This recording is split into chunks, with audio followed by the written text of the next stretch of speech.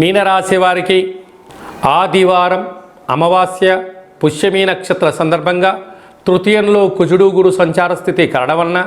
ఒకవైపు ఏలనాటి శని ప్రారంభ సంచార స్థితిలో ఉంటూ కుంభరాశిలో శని భగవానుడు వక్రగమన ప్రయాణం అవ్వడం, వ్యయంలో శని భగవానుడు అలా ఉండడం వలన వృత్తులలో, ఉద్యోగాల్లో, వ్యాపారంలో అనవసరమైన ఖర్చులు, విందులని, వినోదాలని, పంతాలకు, పట్టింపులకు వెళ్ళడం,